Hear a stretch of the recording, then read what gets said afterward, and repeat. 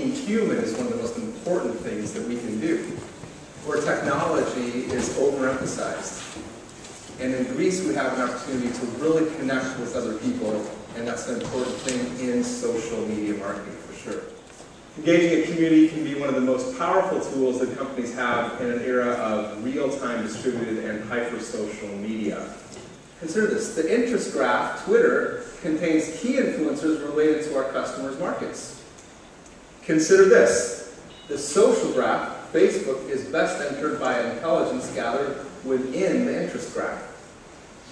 Twitter is like a scope. It's like a scope on a sniper's rifle. Consider this. The conversation cloud and metadata get us in touch with collective intelligence that then give us collective influence, right? We want the intelligence on the collective so that we can have or develop collective influence. We want the collective to influence our brand's customers. That's our goal. Okay, so here's the scope. This is something I've been working on, the Worldwide Mind, the worldwidemind.com. My thought is that what if instead of Google, what if instead of that field, I was searching the various stripes of the social networks, the various stripes of the social universe, rather. And what would that be like for me as a researcher, for example, in a planning process for an app?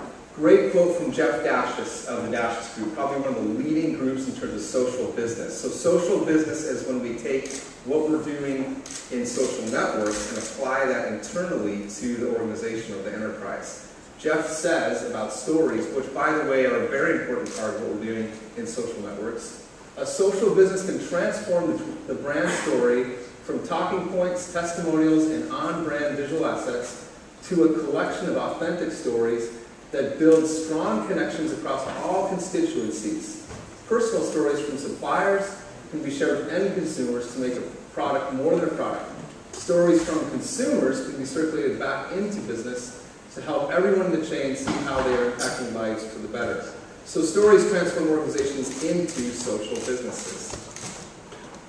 Hub and spoke, I believe, is the best way to organize for social business. Better than the hierarchy. In this case, you have all of the silos around whatever we're doing together, right? We've got customer service, HR, marketing, sales, around what we're working on. So ask yourself these questions. As an agency and as a brand, let's ask ourselves these questions. Number one, how much time are we spending as an agency on conversation or community analysis at the outset of the social marketing project, and then ongoing? Number two, are we satisfied with our process for deriving insight, customer intelligence, and stories from our current social monitoring solution? And then number three, have we considered hiring individuals trained in psychology and journalism to A, analyze conversations within social communities, and B, create, mash up, or curate sticky conversation starters from insights derived from social objects and threads? Number four, have we realized the full potential of non-branded Twitter communities as a valuable resource in gaining customer insight and competitive intelligence and in our storytelling process? When I can create even a community of 100 people or 1,000 people around a very specific topic in Twitter who are all influencers, I've got a lot of really good information for planning. So this window right here is out of People Browser, and what we're doing in there is building on-the-fly communities in Twitter initially around any topic that you can think of. It's a very, very powerful research tool. So consider this. Consider the power of a spot-on Excel spreadsheet of 100 key influencers with social links and plus a summation of these influencers' latest messages or social objects and a graph of who follows them and who they follow. We find the Facebook. We've got data on that in terms of Facebook likes and influence, which is a developing kind of thing with file and peer index and data stick, of course. And then we move more into some personal information, locations, the website, the LinkedIn profile, Quora, YouTube, etc., etc., etc. All of that information gives us content ideas. It gives us possibility in terms of relationship and conversation. Okay? That kind of knowledge is going to make the crowd much easier to navigate, to discover your influencers inside of, and then to take some action. Okay? Okay, so how do I do that? How do you do what I just talked about? How do you answer those questions? So first of all, you need someone that's going to look at this data. So this is from internet savvy users in Greece. What I did was, for one of your large banks a few months ago, is I aggregated influencers related to digital and internet in America and the UK, and then I aggregated influencers in the Greek internet, all of them, and then I looked at who was in conversation across the pond, and then I looked at who was creating original content out of those conversations. And then I ranked those people, and then I put them inside of Clout and Peer Index and influencer tools to discover who really had the most influence. And by the way, in the Greek internet savvy group, your journalists are some of your highest influential people in terms of Twitter, by the way. So when I look at word counts and when I look at tag counts, how do I find out what this means? What do I do with it? I'm gonna list major topics. I'm gonna list major content in those topics, and I'm gonna make some comments on that major content. Okay, that's what I'm gonna do, and I'm gonna deliver those to the creative director as an accent or a adjunct or a complement to the creative director's internal genius and what he or she is doing. Okay, and I'm going to go into the last 100 tweets of the top 100 influencers and summarize what they've been tweeting about. I'm also going to find all of their other social properties, okay? And I'm going to deliver those also to the creative director, right? And to the community manager, because all this information, if a campaign has a community manager, is valuable to that community manager in relationship building, right? With the different groups of people. And that facilitates an emotional connection, obviously, with your customer. Okay? Here's the problem. 1,000 True Fans is all about the long tail. It's all about what I can do over the lifetime of an artist, right? The Rolling Stones have a beautiful long tail. The Doors have a beautiful long tail. And by the way, Greece has a great long tail. Think about that.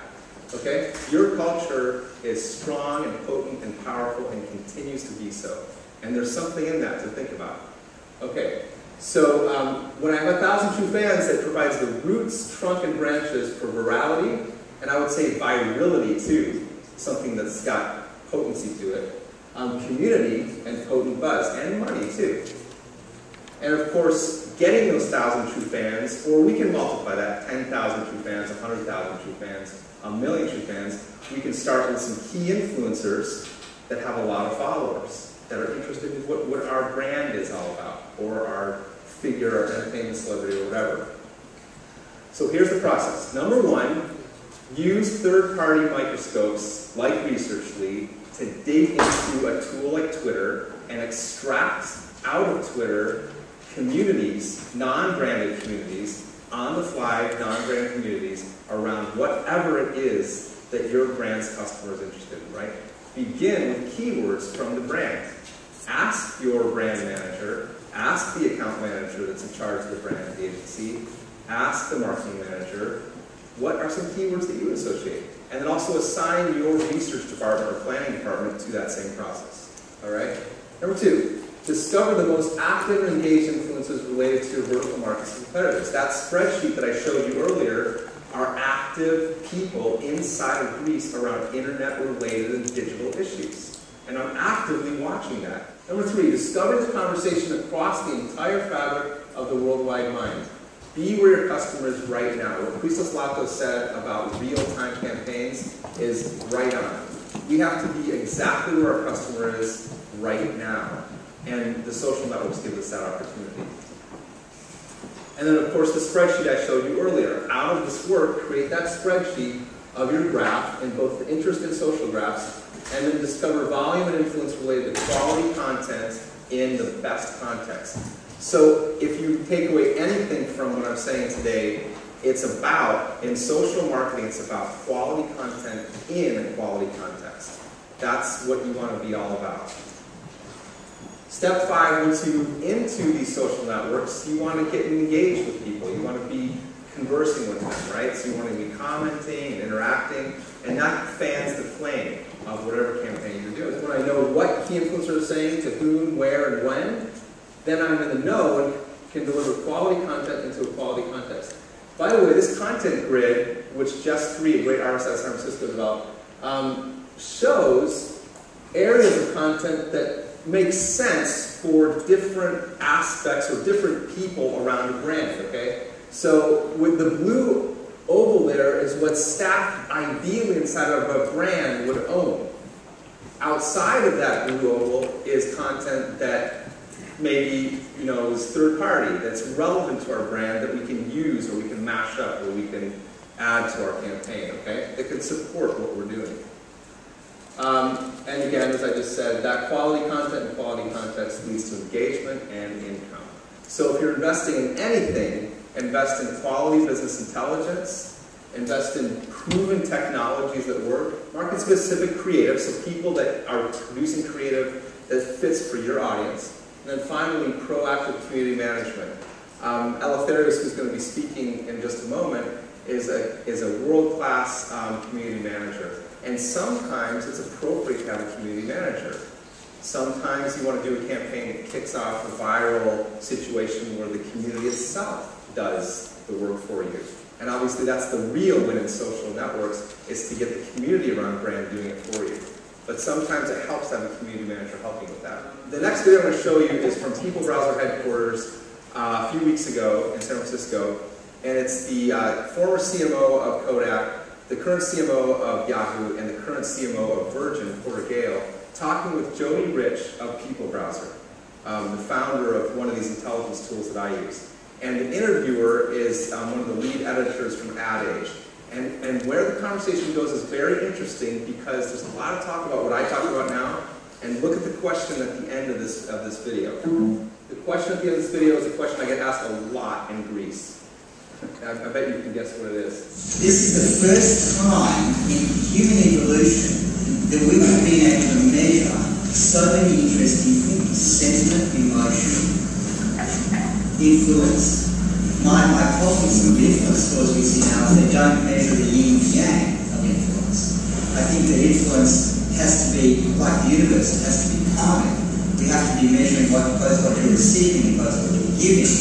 And when we add all that together, suddenly brands like Yahoo and Virgin and Kodak and others have this extraordinary amount of source data that is absolutely generic to the communities they want to sell to and the countries and the cities they want to sell to. And all of this raw data. And we don't need Nielsen anymore. And at some point, actually, we don't even need some of the very deep web analytics we have because we have real conversations. So we're all Anne Franks in a way that we're like this wonderful account of human history rise. And we're able to turn that into numbers that we can then share and give back to each other. I just want to know, we can turn that into stories and numbers, but how do you turn it into dollars? It absolutely becomes dollars when it becomes what people are really thinking about us. The dots become so good. It absolutely becomes dollars when it becomes about what people are really thinking about us. That's why planning, and that's why the derivation of insight out of conversations is so important. Thank you very much.